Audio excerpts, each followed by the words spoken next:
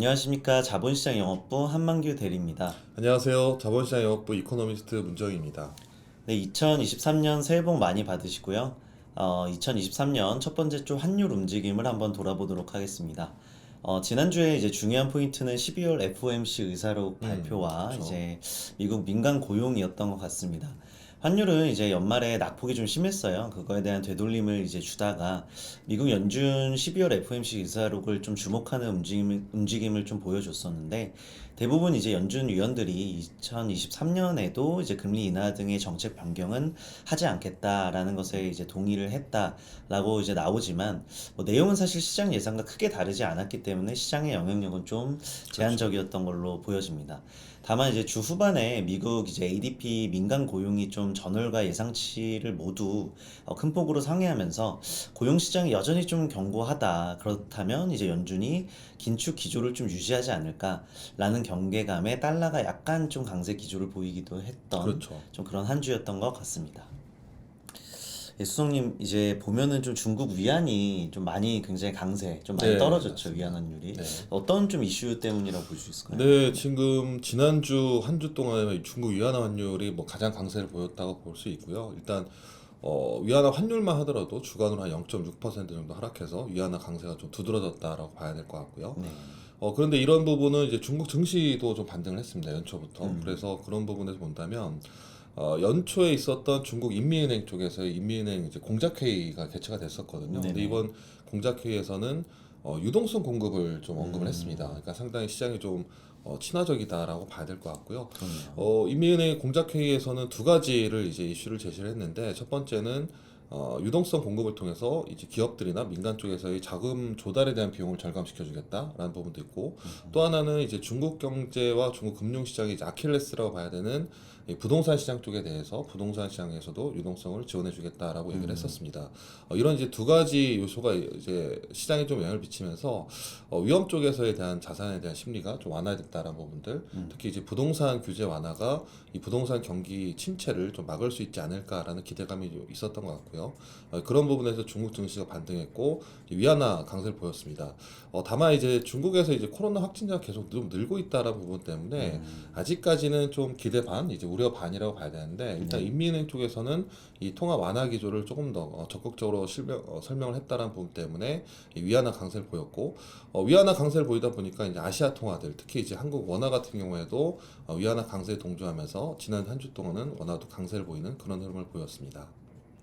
네, 그러면 이제 금주 좀 주목해야 될 지표는 또 어떤 게 있을까요? 네, 네. 이번 주에 가장 주목할 지표라고 본다면 미국 쪽에서 나오는 이제 소비자 물가가 12월 소비자 물가 발표될 예정인데요. 네네네. 12일 날 저녁에 발표되죠. 음. 최근에 이제 11월 달에도 11월, 12월 모두 이제 미국의 소비자 물가가 워낙 중요했습니다. 환율에 있어서. 이번에 발표될 12월 미국 소비자 물가는 얼마 나올 거냐라는 게 이제 관건이거든요. 그래서 일단 블룸버그 컨센서스는 전월 대비로는 보합하고 보합. 그다음에 네. 전년 동월 대비로는 지난달에 7.1, 이번 달에 한 6.6까지 좀 내려올 것이다라고 보는데 최근에 이제 12월 달 같은 경우에는 국제 유가도 하락하고 천연가스 가격은 급락했고요. 거기다 이제 휘발유 가격도 내려갔고 미국 내에서 이제 가솔린 가격이 가장 중요한데 가솔린 가격도 한 10% 이상 하락을 했습니다. 그래서 이 에너지 가격 하락이 아마 12월 소비자 물가의 이 하방 요인으로 작용할 것으로 보고 있는데 더욱이 이제 주택 가격도 계속 내려가고 있어서 이 주거비도 좀 내려가고 있거든요. 그래서 에너지 가격도 하락하고 미국의 이제 주거비도 하락할 것이다. 그러면은 서비스 물가가 동반 하락하면서 아마 12월 소비자 물가도 전월보다는 더 낮은 수준이 되지 않을까라 보고 있는데 더욱이 이제 앞으로 나올 미국의 소비자 물가, 그 유가나 에너지 가격이 크게 오르지 않는다면 에너지 가격은 기저효과 때문에 YOY로 떨어지고요. 거기다 주거비도 하락하기 때문에 앞으로 미국의 소비자 물가는 더 빠르게 하락할 가능성이 있다라 보고 있고요. 만약에 이렇게 예상보다 낮게 나온다면 아마 미국 연준의 이 최종 목표 금리에 대한 기대치도 낮아지면서 다음에 2월 초에 있거든요. 2월 네네. 초에 있는 회의도 아마 0.25%포인트 정도로 좀 금리 인상 속도가 좀 늦춰지지 않겠느냐 봐야 될 것 같습니다. 이런 부분은 결국에 이제 달러에는 약세 요인이라고 봐야 될 것 같고요. 13일 날은 이제 한국은행에서 금통위가 예정되어 있습니다. 1월 금통위인데 12월 달은 한 달 쉬었고요. 지난 11월 달에 0.25% 올렸고 이번에도 아마 0.25%포인트 정도 오르지 않을까라 보고 있는데 만약에 0.25%포인트 올리면은 3.5%까지 이제 오르게 됩니다. 근데 사실상 뭐 한국은행 총재도 얘기했듯이 최종 금리가 3.5에서 3.75다라고 얘기한 적이 있기 때문에 결국에는 이번에 금리를 올리게 되면은 거의 이제 막바지다라고 봐야 될 것 같고요. 그런 부분에서 사실상 이 금리 인상 부분은 막바지 인상 사이클이라고 본다면 원화는 약세 요인입니다. 다만 이미 어느 정도 뭐 한국은행도 얘기를 했었고 거기다가 금리에 대한 추가 금리 인상에 대한 기대가 높지 않기 때문에 실질적으로는 시장 영향이 좀 제한적이지 않을까라 봐야 될 것 같고요.